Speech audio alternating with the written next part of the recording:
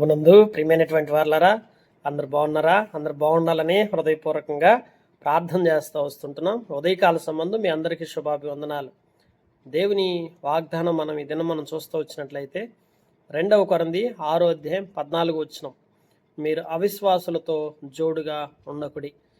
ఇది కొంచెం ఆజ్ఞగా ఉన్నప్పటికీ దీనిలో చాలా ఆశీర్వాదం ఉంది. ఎందుకంటే మానవుడు అవిశ్వాసులతో విశ్వాసులతో మరి ఇద్దరు కలిసి జీవించడం కొరకు మరి దేవుడు అవకాశం భూమి మీద కల్పించున్నాడు. అయితే ఇక్కడ దేవుని ఎరిగిన పరిశుద్ధ జనాంగం, అలాగే పాపపు జీవితాన్ని కలిగి ఉన్న లోకస్తులు అందరూ కలిసి బ్రతుకుతున్నాం భూమి మీద.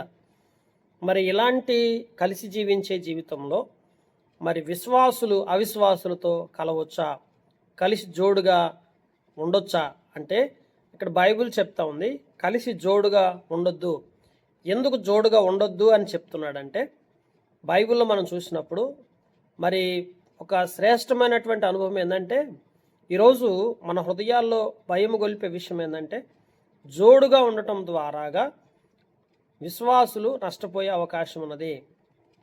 అందుకే చాలా నెలల తర్వాత ప్రార్థించిన తర్వాత మరి దైవజనుడైన భక్సింగ్ గారికి ఒక వర్తమానాన్ని దేవుడు బయలుపరుస్తూ వచ్చాడంట. ఆ వర్తమానం ఏంటంటే, హిందూ దేశం యొక్క అన్ని ప్రాంతాలకు వెళ్ళిపోయి అందరినీ కలుసుకొని అందరికీ దేవుని వాక్యాన్ని, బైబిల్ని ఇతరులకు ఇచ్చి, అలాగే మరి ప్రతి వానికి కూడా మరి దేవుని వాక్యాన్ని వివరించి, అలాగే ప్రార్థనా జీవితాన్ని నేర్పించి, అలాగే మరి వారి అవసరతలు ఎట్లా దేవుని సన్నిధిలో దేవుని యొద్దకు వచ్చి తీర్చుకోవాలి, ఈ విషయాలన్నిటిని కూడా మరి తెలియపరచమని భక్సింగ్ గారికి దేవుడు బయలుపరుస్తూ వచ్చాడంట. చాలా నెలలు ప్రార్థన చేసిన తర్వాత ఎప్పుడైతే దేవుడు ఆ రీతిగా భక్సింగ్ గారికి బయలుపరుస్తూ వచ్చాడో, ఆ రీతిగా అన్ని జనుల దగ్గరికి వెళ్ళి, లోకస్తులు దేవుని ఎరగని ప్రజల దగ్గరికి వెళ్ళి ఆ రీతిగా వారికి సువార్త అందించడం, బైబిల్స్ ఇవ్వటం,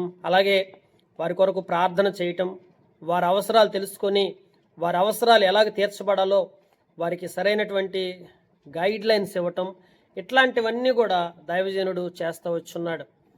నిజంగా ఈరోజు మనందరి జీవితాల్లో కూడా గమనించండి, ఇక్కడ ముఖ్యమైన ఉద్దేశం ఏంటంటే, ఇతర మనుషులతో మనం కలవకూడదని కాదు, వారితో మాట్లాడకూడదని కాదు. చాలామంది ఏమనుకుంటారంటే, జోడుగా ఉండకుడి అంటే అర్థం ఏంటంటే వారితో కలిసి నడవకుండా చూసుకోవాలి. అంటే కలిసి నడవకుండా అంటే వారి అలవాట్లు, వారి యొక్క పాపపు తలంపులు, పాపపు ఆలోచనలు, పాపపు ఉద్దేశాలు, ఇవన్నీ కూడా లోకంలో ఒక పాపి నెరవేర్చుకోవడానికి నిరంతరం ప్రయత్నం చేస్తూ ఉంటాడు. ఆ ప్రయత్నాల్లో నీవు కూడా పాలిభాగస్తుడు అయ్యి, నీవు కూడా అలాగుండి ఆ రీతిగా మరి కలిసి జోడుగా నడవద్దనేది దేవుని యొక్క ఉద్దేశం. కనుక ఈ యొక్క ఉదయకాల సంబంధం మనం గ్రహించినట్లయితే, దేవుని వాక్యంలో కొంతమంది జోడుగా ఉండి ఆత్మీయతను కోల్పోయారు. సంసోను దెలీలాతో సహవాసం చేశాడు. ఏమైంది? సంసోను జీవితం పాడైపోయింది. దెలీలా ఎవరు? ఒక వ్యభిచారిణి. సంసోన్ ఎవరు? తల్లి గర్భములో నుంచి పుట్టినప్పుడే సంసోను ఒక ఏర్పరచబడిన వ్యక్తి, ఒక ప్రవక్త. అట్లాంటి ఒక ప్రవక్త మరి వ్యభిచారిణి అనేటువంటి స్త్రీతో సాంగత్యము చేయటం ద్వారాగా, జోడుగా ఉండటం ద్వారాగా సంసోను జీవితం పాడైపోతూ వచ్చింది. ఈ రీతిగా మనం గమనించినప్పుడు ఈయన ప్రవక్తగా ఉన్నటువంటి ఆయన లోకా సంబంధమైనటువంటి ఆ సహోదరితో ఎప్పుడైతే స్నేహం చేస్తూ వచ్చాడో ఆత్మీయతను కోల్పోయాడు.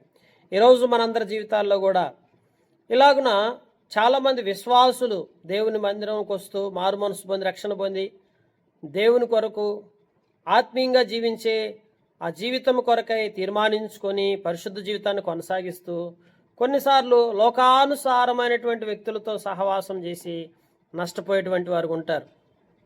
గమనించండి, ఆ రీతిగా జోడుగా ఉండొద్దు.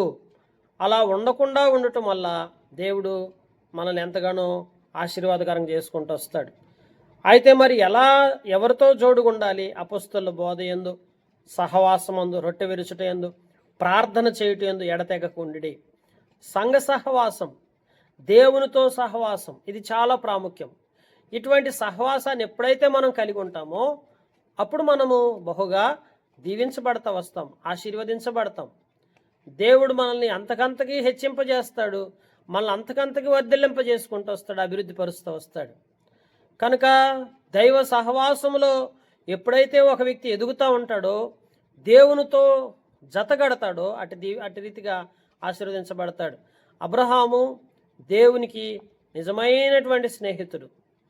కొన్ని సంవత్సరాల పాటు, దరిదాపుగా 13 సంవత్సరాలు అబ్రహాము ఒక చిన్న పొరపాటు చేసినప్పుడు దేవుడు అబ్రహాముతో 13 సంవత్సరాలు మాట్లాడలేదంట. 13 సంవత్సరాలు వారిద్దరి మధ్య ఎడబాటు వచ్చేసింది. అయితే వారిద్దరి మధ్య సహవాసం ఎలాంటిదంటే విడదీరానటువంటి సహవాసం. అంటే అబ్రహాము దేవునితో జోడుగా జతగా ఉంటూ వచ్చాడు. దేవుని బిడ్డలారా గమనించండి, హానోకు దేవునితో కలిసి నడిచాడని రాయబడుతూ వచ్చింది. అంటే దేవునితో సహవాసం చేశారు వీళ్ళు, అంత ఆత్మీయత. ఈరోజు మనందరి జీవితాల్లో కూడా మన యొక్క సహవాసం దేవునితో ఉండాలి. ఎవరైతే దేవునితో అత్యధికంగా సహవాసం కలిగి ఉంటారో వారు దీవించబడతా వస్తారు. ఎవరైతే అపవాది సంబంధమైన మనుషులతో జోడుగా జతగట్టి నడుస్తూ ఉంటారో అక్కడ ఆశీర్వాదాన్ని కోల్పోతారు. కనుక మనం దీవించబడాలంటే దేవునితో జతగలిసి జోడుగా నడిచినప్పుడు దేవుడు మనల్ని ఇంకా ఇంకా ఆశీర్వాదకరంగా చేసుకుంటూ వస్తాడు. ఈరోజు నీ జీవితంలో దేవునితో జోడుగా కలిసి నడవటం నేర్చుకున్నట్లయితే దేవుడు నిన్ను అన్ని విధాలుగా అభివృద్ధి పరుస్తాడు. ఆ రీతిగా మనల్ని చేయలాగా దేవుడి మాటలు దీవించి మన గ్రహింపులో తీసుకొచ్చి మనకు సహాయం చేయనుగాక. ప్రార్థన చేసుకుంటాం.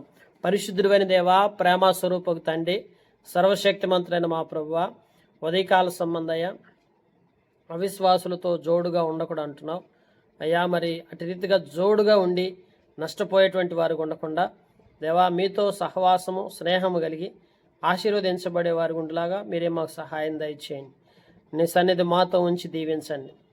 లైవ్కి వచ్చిన ప్రతి కుటుంబాన్ని, ఆన్లైన్లో చూస్తున్న ప్రతి ఒక్క వ్యక్తులను, కుటుంబాలను మీరు దీవించి ఆశీర్వదించవలసిందిగా మహిమయో ఘనతయో ప్రభావం నీకు ఆరోపించుకుంటూ యేసుక్రీస్తు ప్రభు నామం పేరిట ప్రార్థించి అడిగి పొందుకొని ఉన్నాం తండ్రి, ఆమెన్. మన తండ్రి దేవుని ప్రేమయు, కుమారుడైన యేసుక్రీస్తు ప్రభు కృపయు, పరిశుద్ధాత్మిక అన్యోన్య సహవాసం సదాకాలం మనందరికీ తోడై నడిపించునుగాక.